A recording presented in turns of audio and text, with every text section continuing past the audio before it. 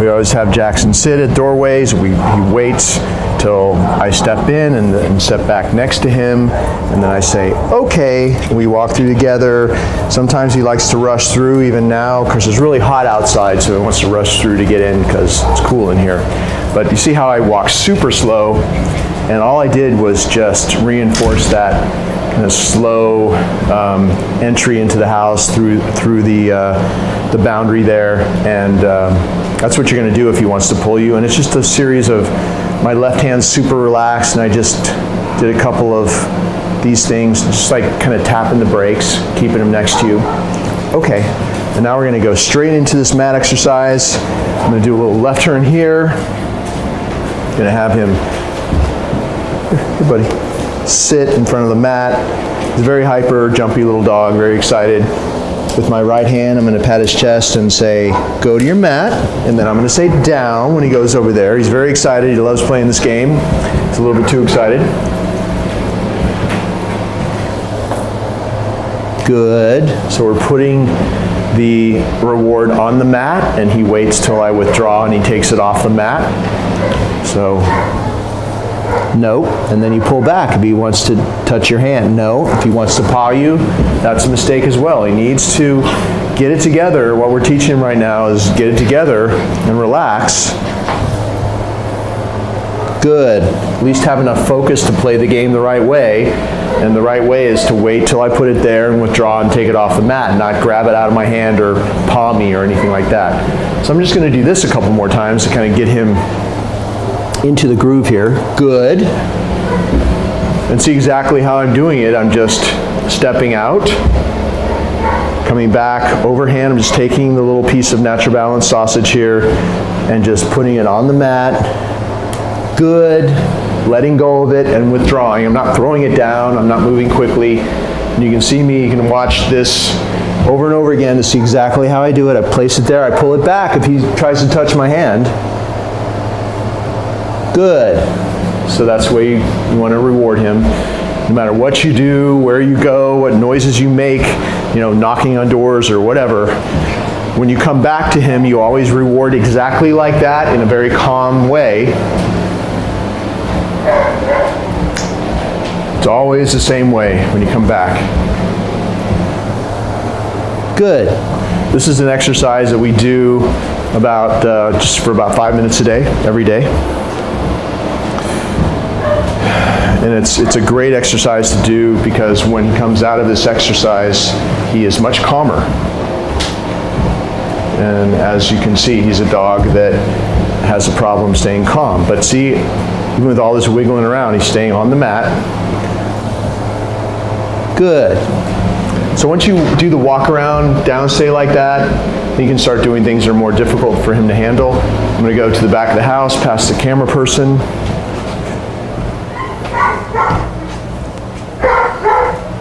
All the way past.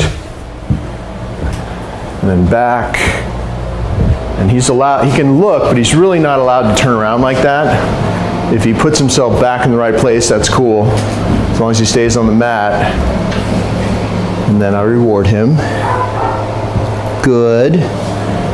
So now I'm going to go over here and make some noise. If you're ever going to do something that you think is really hard for him to handle, it's okay to tell him down before you do it, just to remind him what to keep doing. So I'm going to go back here in the back of the house, close this door behind me, hang on the door. Good. He stayed there, that's good. He's doing really well. No. Good, make sure that he plays this game the right way. He's really got to wait till you actually place it there and withdraw. So how about this? We'll come over here. This might make him get up. This has always been really hard for him. Nope. So if he makes a mistake, you say no. And you pick up the leash and stay calm and just do your little circle. He'll put himself back. He knows he just blew it. He lost control. And if you have to do this 5 times in a row, you do it 5 times in a row until he realizes, nope. Until he realizes that you are not going to give up. And if he wants to move forward and get paid, get his little reward, he's got to keep it together and stay there. Down. Stay calm. Stay really consistent. That was like 3 mistakes or so. Every time he got a little bit less excited because he kept trying to focus and do it the right way. And then after the 3rd time, he got it. So now he gets a reward. Good. That's exactly how you're going to do it. No matter what it is that really triggers him to lose his mind and get all excited and get up, you just keep resetting and resetting and resetting until he realizes you're not giving up and he's got to get it together if he wants to get his reward and move forward. Good. So here's the really hard stuff when we go outside and leave him alone in here. So I'll remind him again. Down. Knocking on the door, ring the doorbell. Good. For some reason, me sitting on the furniture, good, is harder than this. This is usually what most dogs get really excited about. This is always the hardest thing here. Banging on the windows from the outside, and then mail flap. Then we'll do the doorbell and the knocking. We'll just throw everything at him at once. That was really good. He stayed there. So I'm going to give him a big reward. When he does something exceptional, good, give him a bigger reward so he always knows the difference. If he does something really, really great, or he makes, or he does something for the first time that he formerly made mistakes on, give him a big reward so he never forgets what he got that big reward for.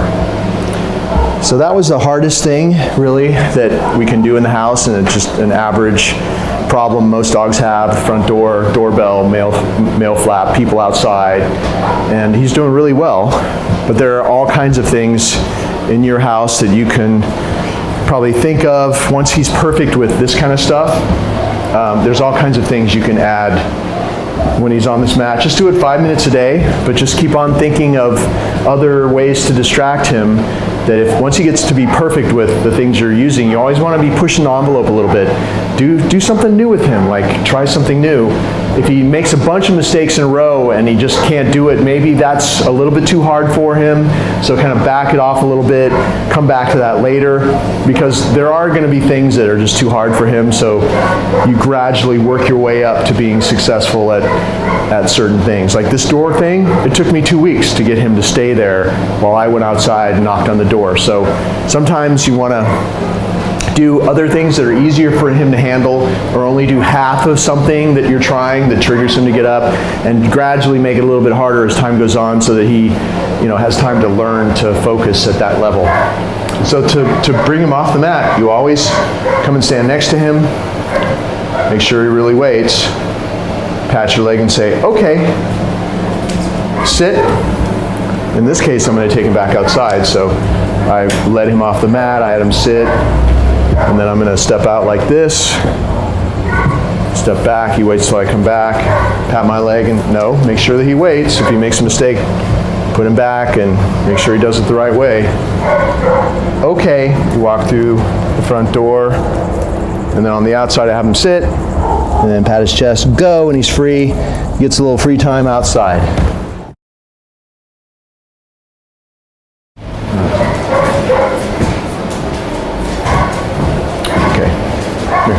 Sit. So I would like him to be ideally facing the doorway. Okay, but he loves the camera person, so sit. He wants to face the camera person. But what I did was I said sit, and then I just had my foot there, and it kind of stopped him from turning that way. So there's all kinds of little things like that that are little tricks you can use to get him pointed in the right direction. So with this crate thing, we always have him sit first. If he gets up, you say no. Put him back. He's got to wait until you actually, allow him to go in. This is not where his crate goes. He doesn't go in a crate here in this room, so this is new to him. So this is like worst case scenario, how it might be with you on a bad day. Make sure that he stays in a sit stay until you actually allow him to go in. Notice I'm not restraining him.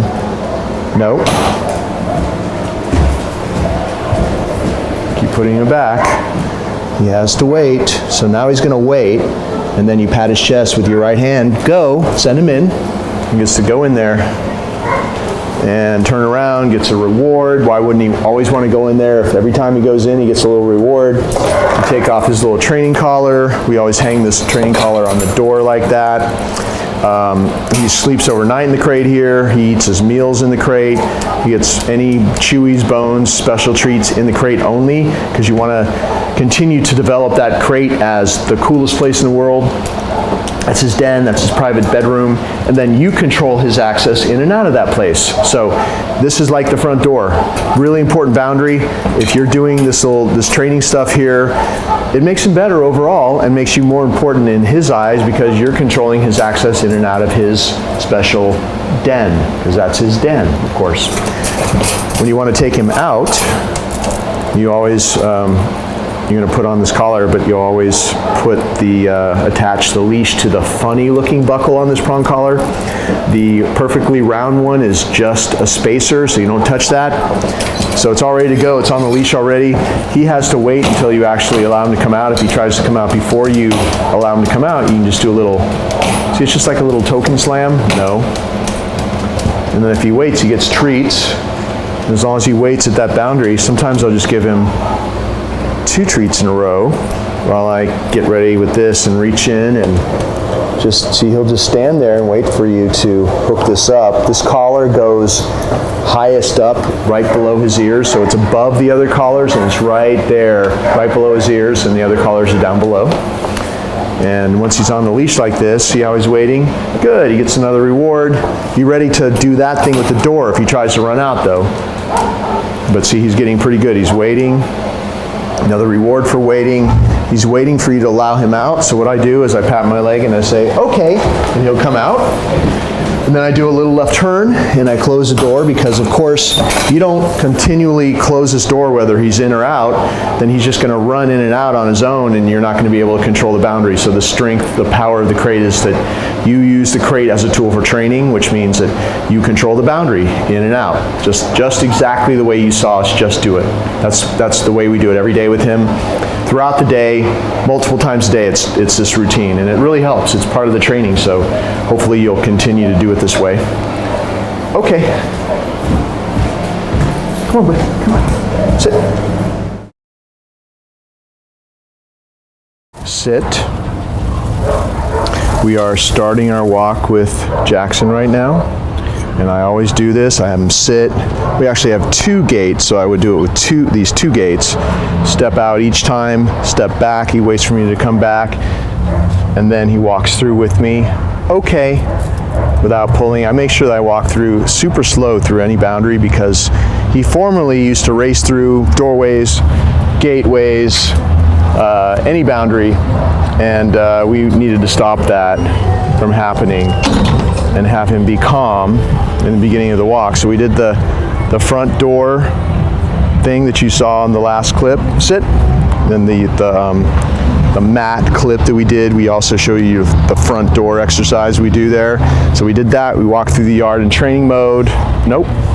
We walked through, we had him wait at these boundaries, the 2 gates. We bring him here. We do a simple sit stay at the curb before we start the walk.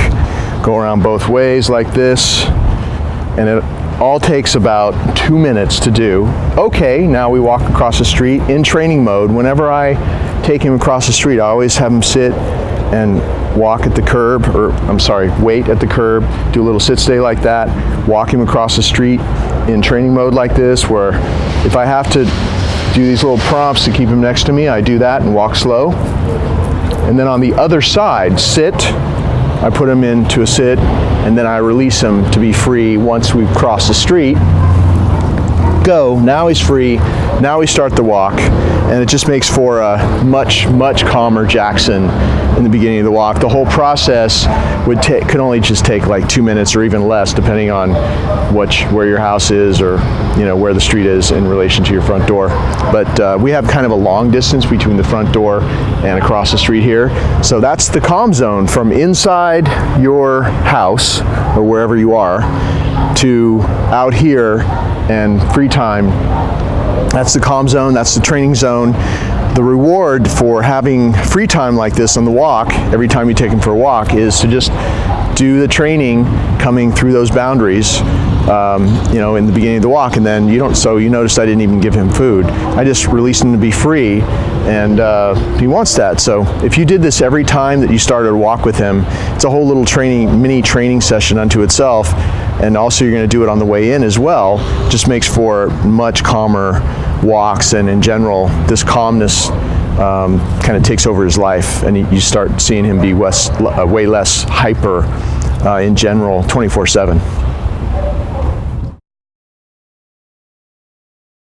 Nice person to help us do a little greeting routine. Jackson does not know him. I had him sit. I'm going to give him the treat. I'm going to go back over to Jackson and say, go say hi. He's going to give Jackson the treat and pet him a little. I'm going to say, come. Jackson doesn't know him, so he's like, hey, who's this guy trying to touch me? I'm just going to do it 3 times. So sit. See, I did the little circle to get him straightened out to sit there. He's going to sit, stay, step over to the person, give him the treat, come back, go say hi, gets the treat. Jackson. Come here, boy. Good dog. Come. And so ideally, the person would actually be like this, and then you could pet him while he's eating it. But the way you did it was fine. So one more time. Sit, and it might be this way because you might be out in public or something and there's a lot going on and somebody wants to pet your dog. Just try to do the greeting. No. If he breaks out of that, you say no, because he has to wait. See how he reset himself anyway? No. This is a hard one for him. No. Because every time that the man crouches down, he's triggered to break out of a sit stay because it's hard for him. Now he really likes the guy, so. But we're going to see, if this happens, you just keep resetting, so you see what happens. So I reset him like 3 times in a row. You have to make sure he plays the game the right way. He's got to wait until you actually go. Pat his chest and say go. He gets a treat. He gets petted. Here, take another treat. Yes, he's a good little guy. Give him the treat. Give him the treats. Here, Jackson. And then, you want another one? Huh? come. And then call them away. Good. And if you people in your family can do this with each other. You got the sit stay, you got the go, you got the come, and also you can do it with people out in public, and it just gets better and better. And it's just a good way to teach him how to be appropriate and friendly with new people and feel safe and all that. So that's your greeting routine. Sit. Good. We only say the command once. If he doesn't sit right away, he hesitated just for a split second. All I did, you may not have even seen it, I just did this. Applied a little bit of pressure, his butt went to the ground. Stay is built into sit, so you don't have to say stay. If I say sit, he knows it means to stay there until I release him. We're doing this in a very public place, so there's a lot of distractions, a lot of things going on. The hardest sit stay he's ever done in his life, because we've actually never been here before, but I just want to do a video in a real difficult situation for him so you could see how he left our place. So good. He does a really successful sit stay if you're out in public or you're in the presence of distractions. He does it successfully like that, where you walk around both ways, come back next to him, reward him. Okay, that's how you release him. I'm going to just put him back one more time. If you're going to have him sit, always sit at the end of a little circle like that. It really helps, so your body kind of herds him in a circle, and then have him sit, pop right in there. This is a really tough place for him because there's a lot of distractions, a lot of carts going past, a lot of people walking, coming from around the corner and popping up. And you've actually been here for about 2 minutes now, and you popped up a few times, but it's just an example of what you're going to do if you're practicing with him in a difficult situation. You reset him a couple times, and each time you reset him, he kind of doubles down because he knows how to do it. If he's making mistakes, it just means that he's too distracted, and it took him a little while to focus and get to the level where he can handle these levels of distractions. We'll just stay here for another minute while these other things kind of pass by. There's a lady with a broom, a man with a cart. So that was really good, and you saw how I reset him, put him back. You only say SIT one time. You don't say stay, because SIT means to stay. So he's actually waiting until you come back next to him to either pat his chest and say go, or to walk with you, okay, and he'll walk with you.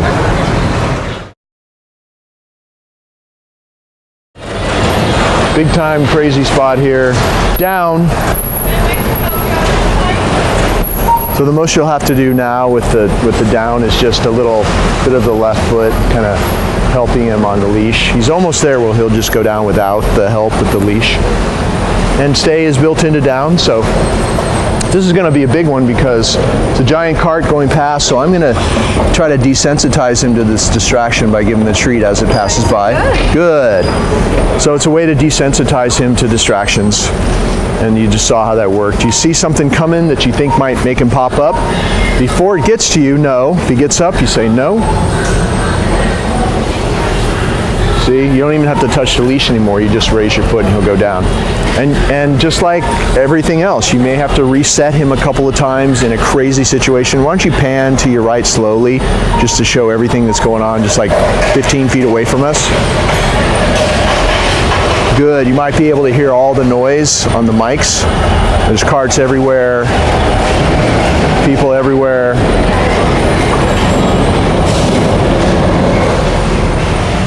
And this is a great learning experience for him when you practice in a place that's this busy. Every time you come out of it where you've released him out of a success, he's a little bit better.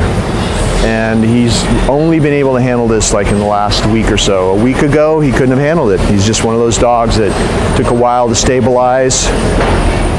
Good. Took him a while to get calm enough to be able to stay in a sit stay or a down stay in the presence of massive distractions like this, but we're here now. He finally got here, and if you continue doing it this way, he'll just get better and better. He'll keep getting better and better. Good. Always bring your rewards in these intense situations, because the rewards really help you a lot in situations that are like, really hard for him to handle. So to release him, he's waiting for you to come back next to him, pat your leg and say, okay, and then sit. So if you're going to release him, always release him from a calm sit stay. So it's okay, he gets up, you have him sit, and then you release him from the calm sit stay. And the reason for that is go. Okay, so now he's free. If you release him from a down, the dog tends to pop up and get excited and run around. But if you release him from a calm sit stay, it's a lot easier to reinforce that calm release with your hand where you pat his chest. And try to not do it in a way that's makes him excited. Like you don't want to go, be calm like you see me doing, and then go, okay, like that, because then it'll just destroy all that calmness you're trying to develop in those sit stays and down stays that you're having to practice. So the idea is that you release him out of that down stay, he's just a little bit calmer every time, keeps a little bit more of that calmness in him every time you practice something like this. And then when he's on free time like this, over the days and the weeks and the months that go by, he's just a little bit calmer every day. Come! Good. I kind of let go of the leash there, calling him back to me. He's doing really well. Sit. So that's the idea, is that you do the sit stays and the down stays in a certain way, and you release him in a certain way where overall it just changes the dog and makes him calmer over time. So we're really after the byproduct of doing sit stays and down stays in stressful situations like this. The byproduct is to change him overall so that he's calmer and more stable 24/7.